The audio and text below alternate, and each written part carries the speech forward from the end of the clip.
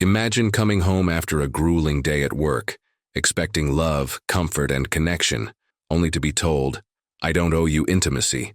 That's exactly what David, a self-made CEO, heard from his wife Anna, the woman he built his life around. But instead of begging for her attention, David made a decision that would shake their entire world. This is the story of how one man reclaimed his dignity and showed the true power of self-respect. David Kingston was living a life that many could only dream of. Born to working-class parents in a small town, he grew up with a fire in his belly and a vision for the future. Through grit, determination, and sheer talent, David worked his way up, eventually establishing Kingston Enterprises, a tech empire that revolutionized industries. By 38, he had built an empire from scratch, a company with offices in over 15 countries and a workforce of thousands. To the world, David wasn't just successful, he was the embodiment of the American dream. But for all his achievements, David was a man who valued relationships above everything else. And to him, his marriage to Anna was the crown jewel of his life. The first time David saw Anna was at a charity gala, hosted by a mutual friend. She stood out effortlessly. Her emerald green dress hugged her figure, her laughter echoed like music, and her warm, inviting smile turned heads wherever she went. For David, it was as though the room had dimmed, leaving only her in the spotlight. She was confident, charming, and magnetic, the kind of woman who seemed to belong to a different world entirely. When he worked up the nerve to approach her, they struck up a conversation that lasted hours. Anna was intelligent, quick-witted, and fiercely independent. She had dreams of starting her own interior design business and spoke passionately about creating spaces that told stories. By the end of the evening, David was smitten. Their romance was a whirlwind. Within months, they were inseparable, their chemistry undeniable. Anna brought a spark into David's life that he didn't know he was missing. She challenged him, pushed him to think outside the box, and made him laugh like no one else. When he proposed a year later, it was an extravagant affair, a sunset dinner on a private yacht, the ocean shimmering in the background. She said yes without hesitation, and for a time, life felt like a fairy tale. Their wedding was the event of the year, a glamorous celebration that spared no expense. Friends and family toasted the couple, calling them the perfect match: beauty and brains, ambition and elegance. David was on top of the world. In the early years of their marriage, Anna appeared to embrace the role of the supportive spouse. She attended business dinners with David, hosted impeccable parties for his colleagues, and was his confidant when work challenges weighed on him. David, in turn, showered her with affection and spared no effort in making her feel cherished. Lavish vacations, designer jewelry, and even funding her dream of opening her own interior design studio, David did it all, convinced he was building a life of mutual support and happiness. But as the years rolled on, cracks began to appear in their seemingly perfect union. Anna's business, while promising at first, struggled to gain traction. She quickly lost interest, claiming the industry was too competitive. She closed the studio, but instead of finding another pursuit, she seemed to drift aimlessly. David noticed a shift in her demeanor, subtle at first but increasingly pronounced. She became distant, uninterested in his day-to-day life, and unresponsive to his attempts to connect. He attributed it to growing pains in their marriage, certain that things would improve with time. After all, relationships required effort, and he was willing to put in the work. But Anna didn't seem to share his resolve. Date nights became one-sided affairs, with David doing most of the talking while Anna stared at her phone.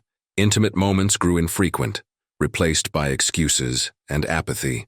The laughter that once filled their home was replaced by a cold silence. David felt like he was living with a stranger. To the outside world, they were still the golden couple, attending events arm in arm, smiling for the cameras and maintaining appearances. But behind closed doors, David was struggling to hold together a marriage that seemed to be slipping through his fingers. He tried everything he could think of to rekindle their connection. He planned spontaneous trips, surprised her with thoughtful gifts, and even took time off work to spend more days at home. But no matter what he did, Anna remained detached, her responses lukewarm at best. David couldn't understand what had changed. Had he done something wrong? Was he too focused on work? He racked his brain for answers but came up empty. Despite his growing frustration, he refused to give up. He loved Anna deeply and believed in their marriage. But even the strongest resolve has its breaking point. And David's breaking point was closer than he realized. David's breaking point arrived on a seemingly ordinary evening. He had returned home from the office earlier than usual, eager to surprise Anna with a quiet dinner. He'd even picked up her favorite dish from a Michelin-starred restaurant. As he entered their sprawling modern home, the faint echo of his footsteps reminded him of how hollow the space felt lately. "Anna," he called out, setting the bags down on the kitchen counter. There was no response. David found her in the living room, curled up on the couch with a glass of wine in hand, scrolling on her phone. She didn't even glance up when he walked in. "I brought dinner," he said, trying to sound upbeat. She barely acknowledged him, her eyes glued to the screen. "Not hungry." David sighed, but he didn't let it deter him. "Anna, can we talk? It feels like we haven't had a real conversation in weeks." She finally looked up, her expression bored. "About what?" "About us," David said, taking a seat across from her. "I feel like there's this distance between us, and I don't know why. I just want to know what's going on. Are you unhappy? Is it something I've done?" Anna let out a sharp laugh, setting her glass down on the coffee table. "David, not everything is about you. Maybe I've just changed. Maybe I don't feel like pretending everything's perfect all the time." Her words stung, but David pressed on. "I'm not asking you to pretend. I'm asking you to tell me how you feel. If there's something wrong, we can work through it together." Anna rolled her eyes, crossing her arms. "Work through it? You don't get it, do you? I'm tired, David. Tired of trying to live up to your expectations. Tired of playing the role of the perfect wife. And if you're going to bring up intimacy again, just stop. I don't owe you anything." The words hung in the air like a grenade that had just been detonated. David blinked, trying to process what he'd just heard. "What do you mean by that?" Anna leaned forward, her tone icy. "I mean exactly what I said. I don't owe you intimacy. Just because we're married doesn't mean I have to fulfill some obligation. Marriage isn't a transaction, David." David stared at her, his mind racing. "This isn't about an obligation, Anna. It's about connection, about being close to each other emotionally and physically. That's what a marriage is built on." Anna shrugged, picking up her wine glass again. "Maybe that's what you think, but I don't see it that way. I'm not going to force myself to do something just because you expect it." David felt his stomach drop. He had always prided himself on respecting Anna's boundaries and supporting her choices. But this wasn't just about boundaries. It was about the very foundation of their relationship. How could they move forward when one of them had effectively checked out? "Do you even want to be in this marriage?" he asked, his voice barely above a whisper. Anna didn't answer right away. She sipped her wine, her eyes drifting back to her phone. "Honestly, I don't know. Maybe we're just not right for each other anymore." David felt a wave of disbelief wash over him. After all the years they'd spent building a life together, after everything he'd sacrificed to make her happy, she was ready to throw it all away with such casual indifference. For the first time, David didn't feel sadness or confusion. He felt anger, raw and unfiltered. He had given his all to this marriage, and Anna's apathy was a slap in the face. "I see," he said, standing up. "If that's how you feel, then maybe we shouldn't waste any more time pretending this is a marriage." Anna looked up at him, surprised by his sudden firmness. "What's that supposed to mean?" "It means," David said, his voice steady, "that I don't owe you a marriage if you don't value it. You've made it clear where you stand, and now I know where I stand too." Without waiting for her response, he turned and walked away, his heart pounding.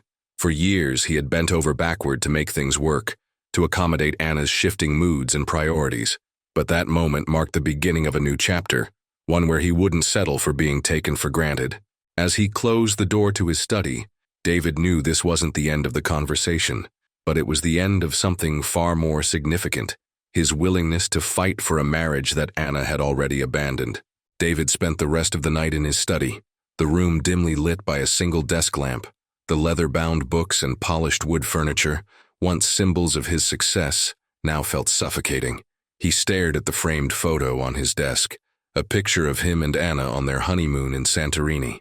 They were smiling, arms wrapped around each other, radiating the kind of happiness that felt like it belonged to someone else entirely. He picked up the frame and turned it face down. That was the past, and clinging to it would only make the present harder to accept. The following morning, the house was eerily quiet. Anna had left early, a note on the kitchen counter explaining that she'd be out all day with friends. No apology, no acknowledgement of the bomb she'd dropped the night before. Just her neat handwriting scrawled on a sticky note, as though nothing significant had happened. David stared at the note, his jaw tightening. She wasn't just indifferent, she was dismissive. It was as if she believed her words carried no consequences, that he'd simply brush them off and continue being the dependable husband she'd come to rely on. But something had shifted in David. He wasn't the same man who had walked into the house the day before, eager to fix things. Anna's words had been a wake-up call, a brutal reminder that love and effort weren't enough if they weren't reciprocated. He spent the day going through the motions, answering emails, attending virtual meetings and reviewing proposals, but his mind kept drifting back to the conversation. Every time he replayed her words in his head, he felt a mix of anger and clarity. By the evening, he had made a decision. He couldn't force Anna to value their marriage, but he could take control of his own happiness. He needed to act, not out of spite, but out of self-respect. When Anna returned that evening, she found David in the kitchen, cooking dinner. The smell of garlic and rosemary filled the air, a stark contrast to the tension that lingered between them. She looked surprised, perhaps expecting him to sulk in his study or lash out. "You're cooking?" she asked, setting down her purse. David glanced at her, his expression unreadable. "Someone has to eat." She hesitated, then shrugged and poured herself a glass of wine. "Well, at least one of us is making an effort," she muttered under her breath, but loud enough for him to hear. David didn't respond. He plated the food, perfectly seared steak and roasted vegetables, and set it on the table. Then, he poured himself a glass of water and sat down. Anna joined him, her demeanor casual. "You're quiet tonight." "Just thinking," David replied, cutting into his steak. "About what?" He looked up, meeting her gaze. "About what you said yesterday. About how you don't owe me intimacy." Anna shifted uncomfortably, but David didn't let her off the hook. "You're right," he continued. "You don't owe me intimacy, just like I don't owe you a marriage." Her fork froze midair. "What's that supposed to mean?" "It means," David said calmly, "that a marriage isn't a one-sided arrangement. It's a partnership. And if one partner decides they're done putting in the effort, then the other partner has the right to decide if it's worth continuing." Anna narrowed her eyes. "So what? You're saying you want a divorce now because I'm not meeting your needs?" David set his fork down, his movements deliberate. "What I'm saying is that I'm done being the only one fighting for this marriage. If you've checked out, then so have I." Anna scoffed, leaning back in her chair. "Oh, please. You wouldn't know what to do without me. Who's going to keep this house running? Who's going to make sure your suits are dry cleaned and your schedules are managed?" David smirked, his voice steady. "I think I'll manage, and if I can't, I'll hire someone who actually values the work they're being paid to do." The words hit their mark. For the first time in a long time, Anna looked genuinely unsettled. "You're serious," she said, her voice softer now. "Dead serious," David replied. "This isn't a threat, Anna. It's a reality check. You've made it clear where you stand. Now I'm letting you know where I stand." The rest of the meal was eaten in silence, the tension between them so thick it felt suffocating. But David didn't waver. For the first time in years, he felt like he was reclaiming control, not just of the conversation, but of his life. Later that night, as Anna retreated to the guest room, a silent protest that had become her go-to tactic, David lay in their bed staring at the ceiling. He knew the road ahead wouldn't be easy. Breaking away from a marriage, even one as fractured as theirs, would be a challenge. But he also knew that staying in a loveless marriage would cost him far more in the long run. This wasn't about revenge or proving a point. It was about finding peace, even if it meant walking away from everything he thought he wanted. The days that followed were a whirlwind of quiet planning and introspection. David knew that if he was serious about reclaiming his life, he needed to be methodical. His entire existence had been built around his role as a husband, provider, and CEO, but it was time to redefine those roles. He had to figure out what he wanted beyond the confines of a marriage that had become a hollow shell. The first step was simple, yet monumental: reaching out for legal advice. David wasn't the type to act impulsively, especially when so much was at stake. His assets, his reputation, and even his emotional well-being hung in the balance. He called his trusted lawyer, Evelyn Carter, a sharp, no-nonsense professional who had handled several high-profile cases with discretion and precision. "David," Evelyn greeted him when they met in her office a few days later. Her tone was warm but professional. "It's been a while. I take it this isn't a social visit?" David managed a weak smile as he sat down across from her. "No, Evelyn, it's not. I need your help." She folded her hands on the desk, her piercing gaze locking onto his. "Tell me everything." David recounted the events of the past few weeks, the growing emotional distance, Anna's dismissive attitude, and the shocking declaration that had been the final straw. Evelyn listened intently, her expression unreadable, but her pen moved swiftly across her notepad. When he finished, she leaned back in her chair, tapping her pen against her chin. "You're in a tough spot, David, but not an impossible one. The good news is, your prenuptial agreement offers you significant protection. The bad news is, this won't be easy. Divorces, especially high-profile ones, tend to get messy." David nodded, already bracing himself for the fallout. "I'm not looking to hurt Anna. I just want out." Evelyn arched an eyebrow. "David, this isn't just about walking away. You need to protect yourself, emotionally, financially, and publicly. Anna may not seem like the vindictive type now, but people change when they feel threatened." Her words lingered long after their meeting. David left her office with a folder of documents to review and a list of tasks to complete, including gathering financial records and documenting any significant events in their marriage. It felt cold and calculating, but he knew it was necessary. At home, David began the delicate process of disentangling his life from Anna's. He went through their shared accounts, quietly moving funds into his personal savings and setting up new accounts under his name. He reviewed the deed to their house, grateful that it was solely in his name, a fact that Evelyn assured him would simplify matters. Anna, oblivious to the storm brewing, carried on as if nothing had changed. She spent her days shopping, meeting friends for brunch, and planning elaborate vacations that David now realized were more about escaping their marriage than enjoying each other's company. One evening, as they sat in the living room in stony silence, Anna finally broke the ice. "You've been quiet lately," she said, her tone accusatory. David glanced up from his laptop. "So have you." She rolled her eyes. "Is this about the other night? Because if it is, you're being ridiculous." David closed his laptop, setting it aside. "It's not about one night, Anna. It's about every night. Every moment we've spent pretending this marriage still means something." Anna scoffed. "You're overthinking things. Not every marriage is a fairy tale, David. People learn to live with that." David shook his head, his voice calm but firm. "I'm not interested in learning to live with mediocrity. If that's what you want, fine. But don't expect me to settle for it." Her eyes narrowed. "What are you saying?" "I'm saying this isn't working," David replied, "and I'm done pretending it is." For a moment, Anna seemed at a loss for words. Then she laughed, a cold, humorless sound. "So what? You're going to leave me? Throw away everything we've built?" David met her gaze, his expression unyielding. "You've already thrown it away, Anna. I'm just cleaning up the mess."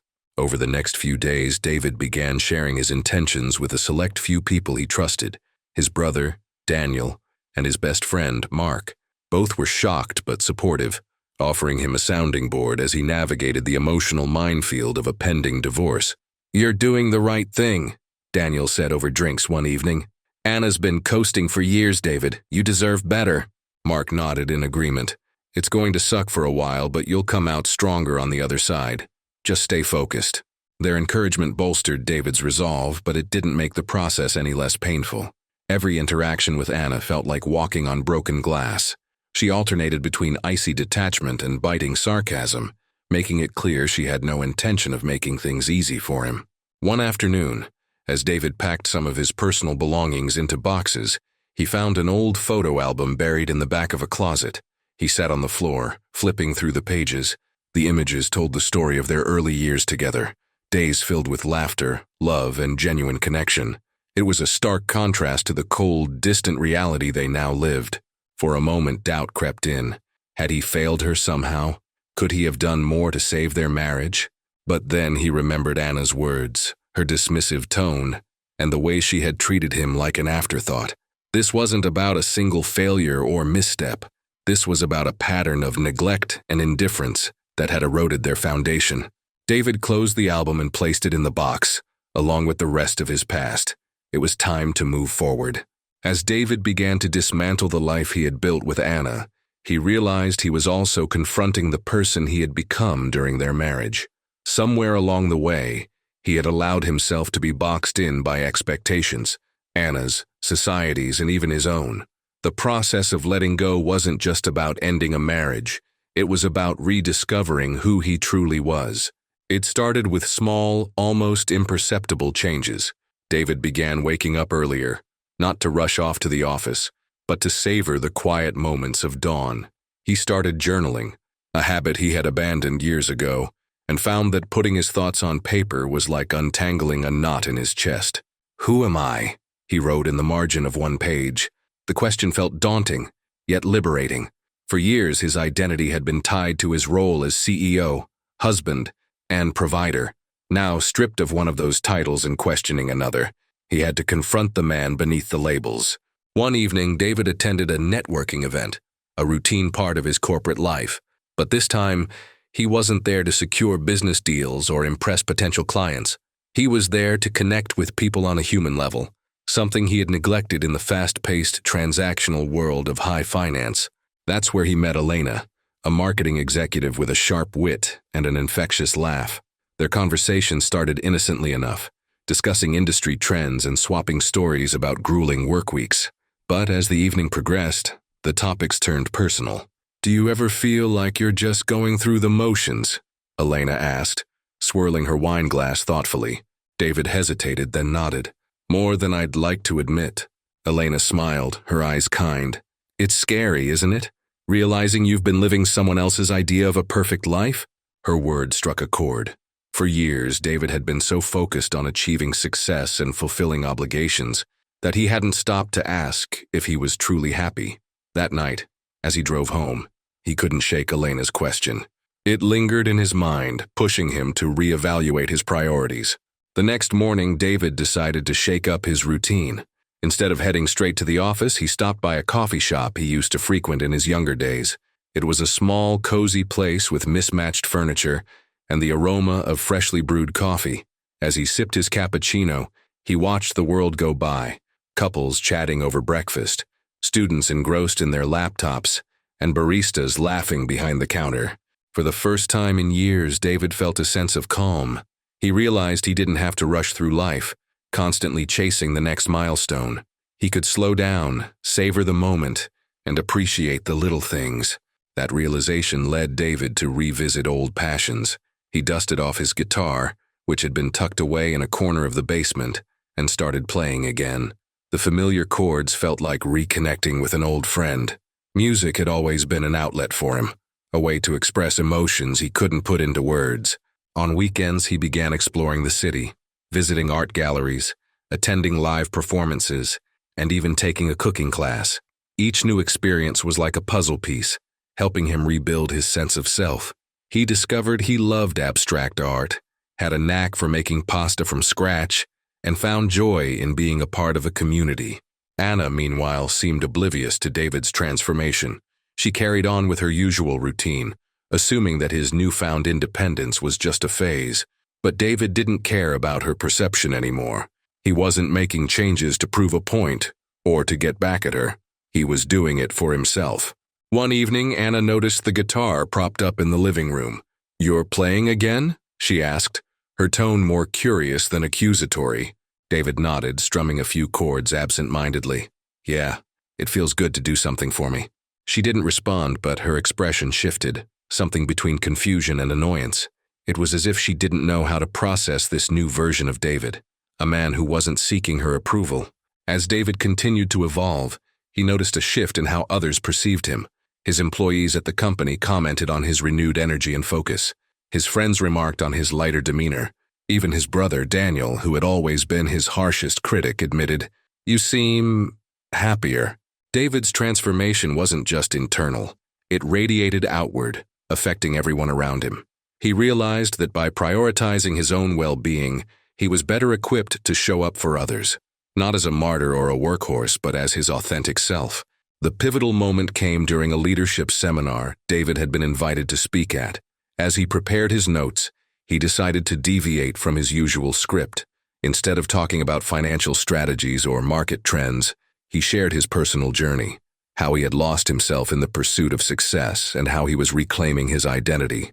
The audience was captivated. David's vulnerability struck a chord, and the Q&A session turned into a heartfelt discussion about work-life balance, personal fulfillment, and the courage to make difficult choices. For the first time, David felt like he was making a real impact, not just as a CEO, but as a human being. That night, as he reflected on the seminar, David realized how far he had come. He wasn't just surviving his circumstances, he was thriving in spite of them. He had rediscovered his passions, reconnected with his values, and begun building a life that felt true to who he was. The marriage, or what was left of it, no longer defined him. He was his own person, and for the first time in years, that felt like enough. David's transformation was undeniable, but with it came a growing clarity about the irreparable state of his marriage. While he had been pouring his energy into rediscovering himself, Anna remained the same, aloof, self-absorbed, and uninterested in bridging the gap between them.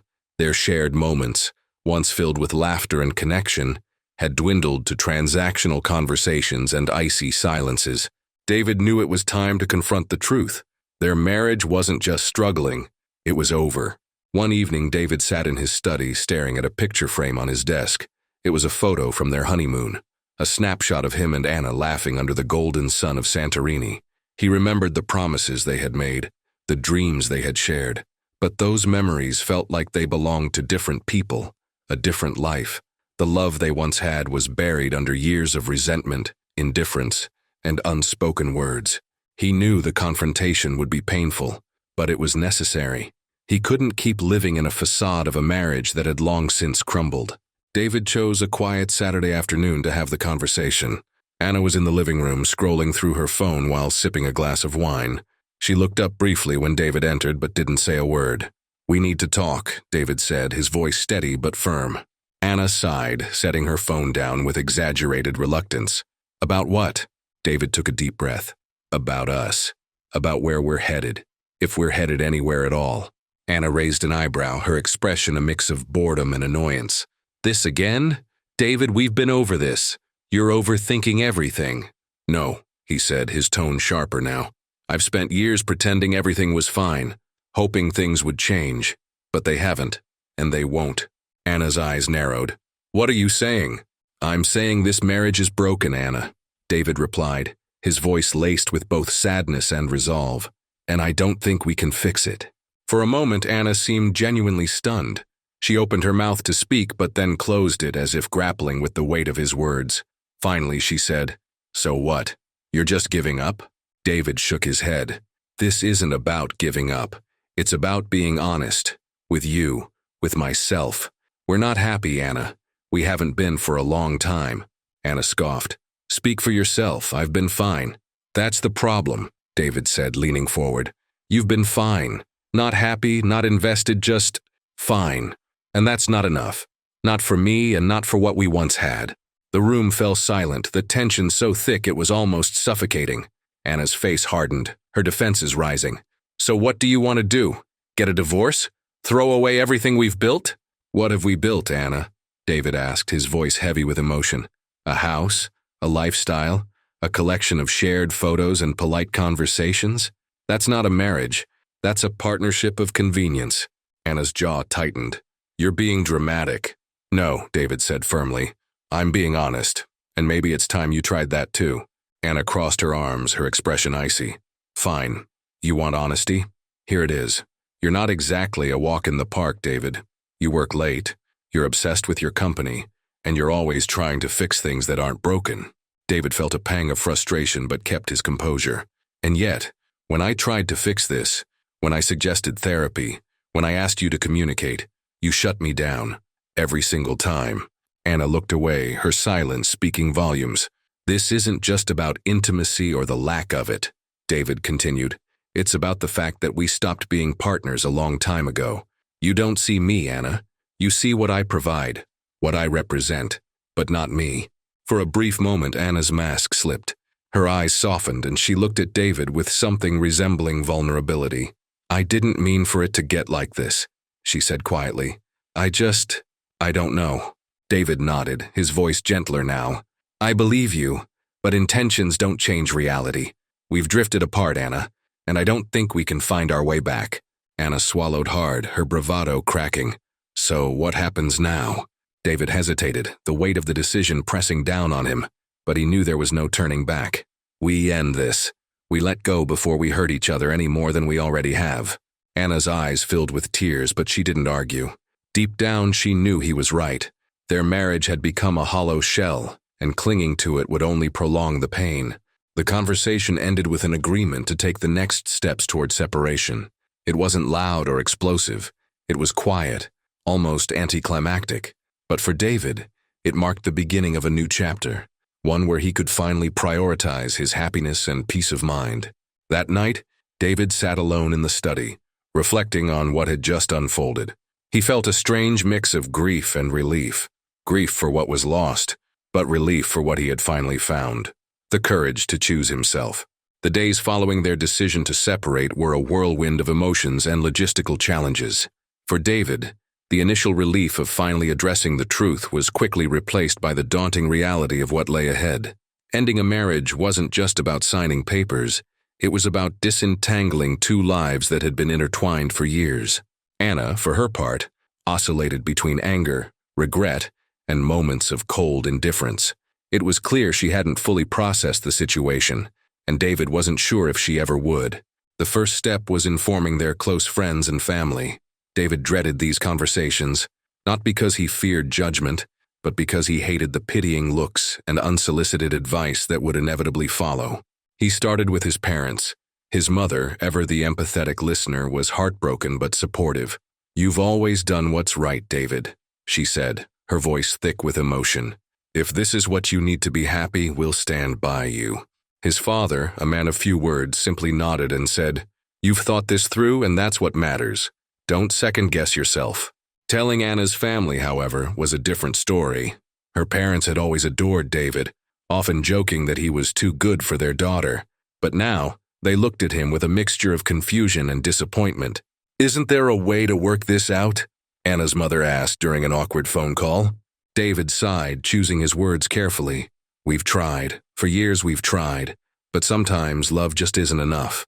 The conversation ended with strained goodbyes, and David knew his relationship with Anna's family would likely never be the same. Meanwhile, the practicalities of separation loomed large. Dividing assets, determining living arrangements, and addressing shared responsibilities felt overwhelming. Anna initially insisted on staying in their home, claiming it was a symbol of stability for her. David, eager to avoid unnecessary conflict, agreed without hesitation. "Take the house," he told her during one of their discussions. "I'll find a place of my own." Anna looked at him skeptically. "You're just going to walk away? Just like that?" "It's not about walking away," David replied, his voice calm but firm. "It's about starting over." Finding a new place to live became both a challenge and an opportunity. David didn't want a sterile apartment or a temporary rental. He wanted a space that felt like his own, a sanctuary where he could rebuild his life. After weeks of searching, he found it, a modern loft in the heart of the city, with floor-to-ceiling windows that offered sweeping views of the skyline. Moving in was a bittersweet experience. Packing up his belongings from the home he had shared with Anna brought back a flood of memories. Every item seemed to hold a story: a coffee mug from their first vacation together, a framed photo from a long-forgotten anniversary dinner, a book they had both loved but never finished reading. David allowed himself a moment to grieve, then packed everything into boxes and left. The loft became a blank canvas for David's new life. He furnished it with intention, choosing pieces that reflected his taste and personality. Gone were the decorative items Anna had insisted on, the ornate mirrors, pastel throw pillows, and mismatched vases. In their place were sleek furniture, bold artwork, and a minimalist design that felt distinctly his. For the first time in years, David felt a sense of ownership over his space, and with it came a sense of freedom. But freedom didn't mean the absence of pain. There were nights when the silence of the loft was deafening, when the weight of his decision pressed down on him like a physical burden. He missed the familiarity of his old life, even if it had been imperfect. He missed the idea of Anna, even if the reality had fallen short. One evening, while sorting through old photos, David stumbled upon an image that stopped him in his tracks. It was a candid shot of him and Anna at a friend's wedding, laughing and holding hands. The joy on their faces was undeniable, and for a brief moment David felt a pang of doubt. Had he made the right choice? Could they have salvaged their marriage if they had just tried harder?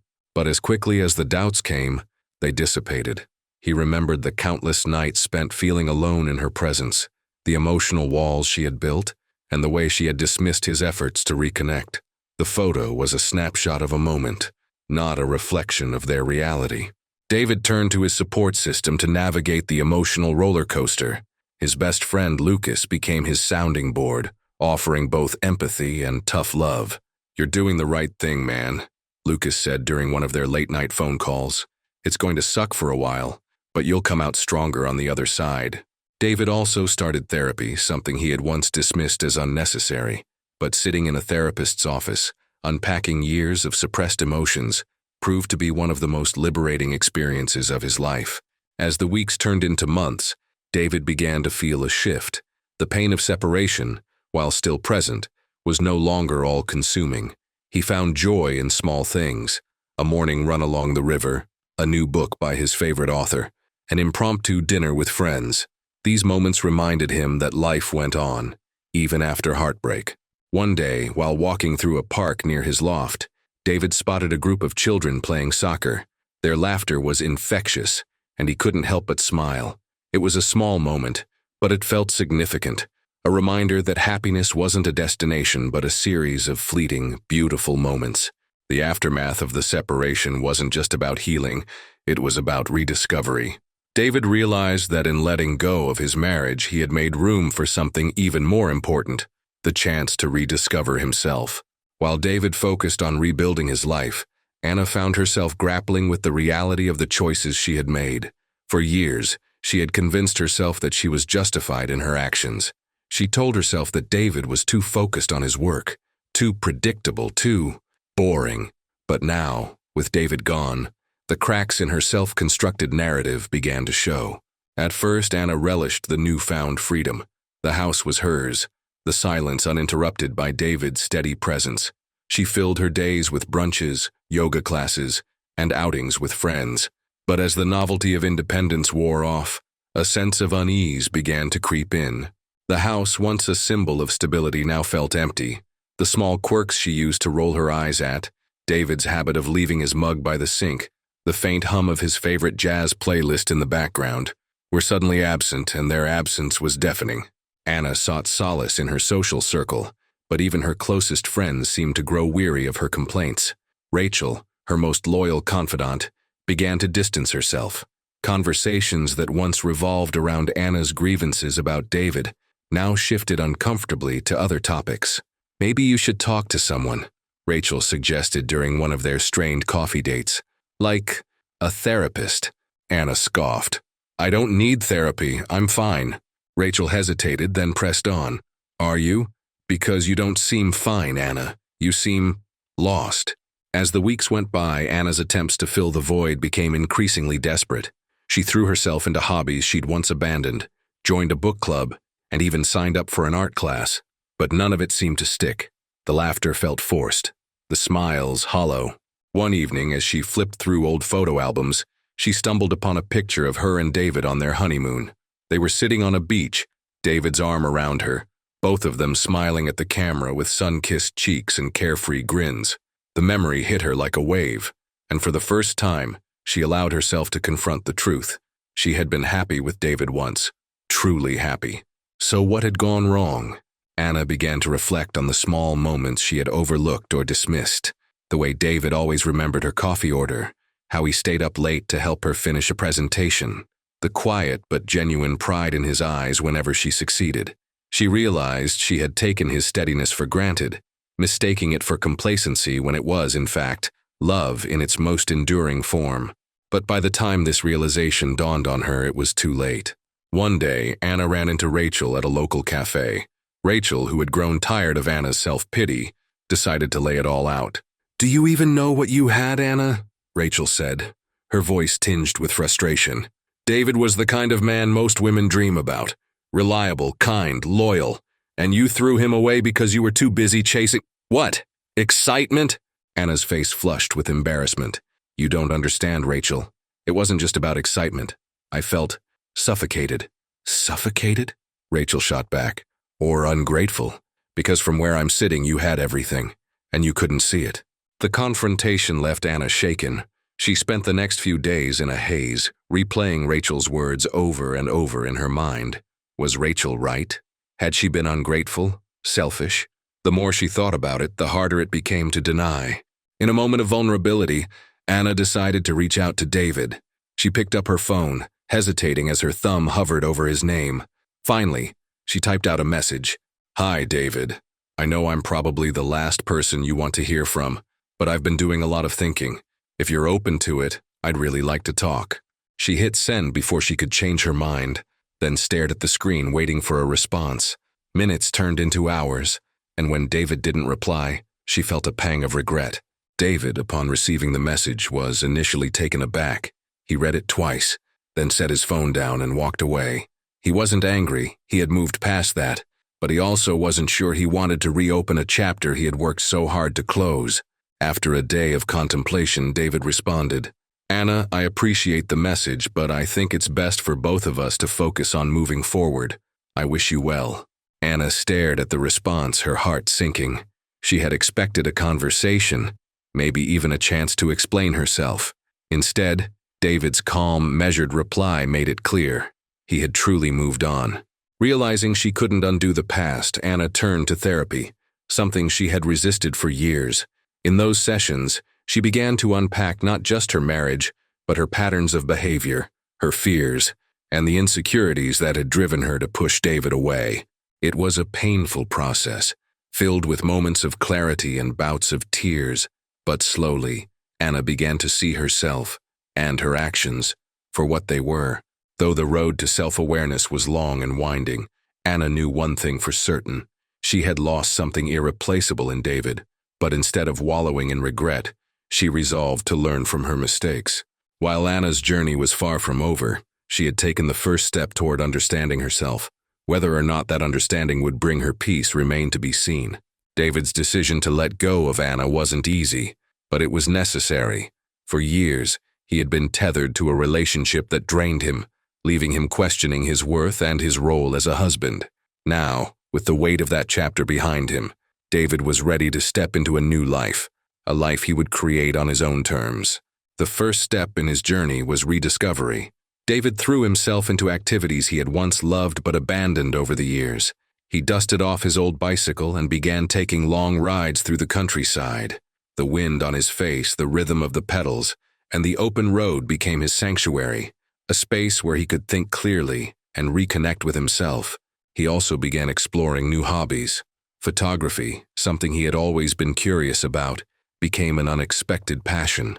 Armed with a new camera, David spent weekends capturing moments of beauty in the world around him. Sunsets, bustling markets, quiet parks. Each shot reminded him of life's simple joys, the ones he had overlooked during the chaos of his marriage. At work, David's focus sharpened. He channeled his energy into his company, not as a distraction, but as a deliberate effort to build something meaningful. His team noticed the change in him. He was more present, more collaborative, and surprisingly more open to ideas he might have dismissed in the past. You're different these days, his assistant Julia remarked one afternoon. It's like you found a new spark. David smiled, acknowledging her observation. Maybe I have, he replied. But David's transformation wasn't just about work and hobbies. It was also about healing the parts of himself that had been bruised by Anna's words and actions. He began therapy, something he had once dismissed as unnecessary. In those sessions, he explored the deeper wounds, the fear of inadequacy, the lingering resentment, and the guilt he carried for not recognizing the cracks in his marriage sooner. His therapist, Dr. Rivera, was direct but compassionate. You're not responsible for Anna's choices, she reminded him during one session, but you are responsible for how you move forward. Healing isn't about forgetting what happened, it's about learning from it. As the months passed, David's life began to bloom in ways he hadn't anticipated. His social circle expanded as he reconnected with old friends and met new ones through his hobbies. A chance encounter at a photography exhibit introduced him to Sarah, an art curator with a sharp wit and an infectious laugh. Their first conversation was light, centered around the exhibit, but there was an undeniable spark. Sarah, noticing David's hesitance, asked, "Are you always this reserved, or is it just me?" David chuckled. "Maybe I'm just out of practice." "Well," Sarah said with a playful smile, "consider this your warm-up." Their connection deepened over time. Sarah wasn't just kind and intelligent. She had a way of seeing people, really seeing them, that made David feel understood in a way he hadn't felt in years. But this time he approached the relationship differently. He was honest about his past, his fears, and his boundaries. Sarah appreciated his openness. "No one's perfect, David," she said during one of their many late-night conversations. "But the fact that you're willing to grow, that's what matters." Meanwhile, Anna's life took a different turn. The realization of what she had lost hit harder with each passing day. Her social life, once vibrant, began to wane as people tired of her complaints and self-absorption. The silence in her once shared home grew louder, a constant reminder of her choices. When she heard about David's budding relationship with Sarah through mutual acquaintances, jealousy and regret flared. But deep down, Anna knew she had no one to blame but herself. Instead of reaching out, she chose to focus on her own healing, though the path felt lonelier than she had anticipated. David, on the other hand, embraced his new relationship with caution, but also with hope. He wasn't looking for someone to complete him. He had learned that he needed to be whole on his own. Sarah wasn't a replacement for what he had lost. She was a partner who complemented his growth, someone who added joy and depth to his already full life. As their bond strengthened, David realized something profound. The pain of his past hadn't defined him. It had refined him. It taught him what he valued, what he deserved, and most importantly, how to advocate for himself. On their one-year anniversary, Sarah gifted David a framed photograph of one of his own shots, a breathtaking sunset over the countryside. Inscribed at the bottom were the words, "Here's to every new beginning." David smiled as he traced the words with his fingers. "You know," he said, pulling her close, "for the first time in a long time, I feel like I'm exactly where I'm meant to be." David's journey wasn't just about rebuilding his life. It became a testament to self-worth and resilience. His transformation inspired those around him, showing that even in the aftermath of betrayal, it's possible to find purpose, joy, and love again. As David settled into his new chapter, his story began to ripple through his community. Friends and colleagues who had watched him endure the unraveling of his marriage saw a man who chose growth over bitterness. Some were moved to examine their own relationships and priorities, realizing the importance of mutual respect and communication. At work, David's renewed energy brought unexpected opportunities. Under his leadership, the company reached new heights, expanding into markets he had only dreamed of before. His employees noticed the shift. David was no longer just the sharp-minded CEO. He had become a mentor, someone who prioritized the well-being of his team as much as the bottom line. "You've changed, boss," one of his senior managers, Elena, commented during a team retreat. "You're more human." David chuckled at the observation. "I guess life has a way of teaching you what really matters." One day, during a charity event his company sponsored, David was approached by a young man named Ethan. Nervously clutching a notepad, Ethan introduced himself as a struggling entrepreneur looking for advice. "Mr. Bennett," Ethan began, "your story has been a huge inspiration to me. I heard about everything you went through, and it's given me hope that I can overcome my own setbacks." David was taken aback. He hadn't realized the extent to which his journey had resonated with others. "It's not about avoiding failure, Ethan," he said thoughtfully. "It's about how you rise after falling. Never let your worth be defined by someone else's perception of you." Beyond work, David found ways to give back to the community. He partnered with local organizations to fund mentorship programs for young professionals, focusing on leadership, personal growth, and emotional intelligence. His goal wasn't just to teach business strategies, but to instill the confidence and resilience needed to navigate life's challenges. Sarah, ever his steadfast supporter, played an active role in these efforts. Her background in art and curation brought a creative touch to their initiatives, from hosting community art showcases to organizing wellness retreats. Together they built something bigger than either of them could have imagined, a legacy of empowerment and connection. As for Anna, her path was more solitary. The life she thought she wanted, the one filled with social clout and fleeting pleasures, left her feeling empty. Over time, she sought therapy and began to confront the choices that led to her downfall. The process was grueling, but it forced her to reckon with the person she had become and the damage she had caused. One day, while clearing out old belongings, Anna came across a photo of her and David from the early days of their marriage. They looked so happy, so full of hope. For the first time, she allowed herself to cry, not out of self-pity, but out of regret for not cherishing what they had when it mattered. Meanwhile, David's life flourished. He and Sarah built a home that radiated warmth and authenticity, a far cry from the cold, transactional relationship he had endured with Anna. Their home became a gathering place for friends, family, and even David's employees, who saw him not just as a boss, but as a man who genuinely cared. On one particular evening during a dinner party, David raised a toast. "To growth," he said, his voice steady and heartfelt, "to learning from the past and embracing the future, and to the people who remind us of our worth even when we forget it ourselves." The room erupted in applause, and for a moment David felt the weight of everything he had overcome. This wasn't just a celebration of his present, it was a recognition of his journey and the lessons he had learned along the way. Years later, as David reflected on his life, he felt a profound sense of gratitude, not for the pain he had endured, but for the strength it had cultivated within him. He realized that his story wasn't just about a marriage that fell apart, it was about a man who chose to rise above it. And as he sat on the porch of his home, hand in hand with Sarah, watching the sun dip below the horizon, David knew one thing for certain: his life was his own again, and it was better than he had ever imagined. If this story resonated with you, let us know in the comments below. And don't forget to like, subscribe, and hit the notification bell so you never miss a new story that inspires and uplifts. Inspires and uplifts.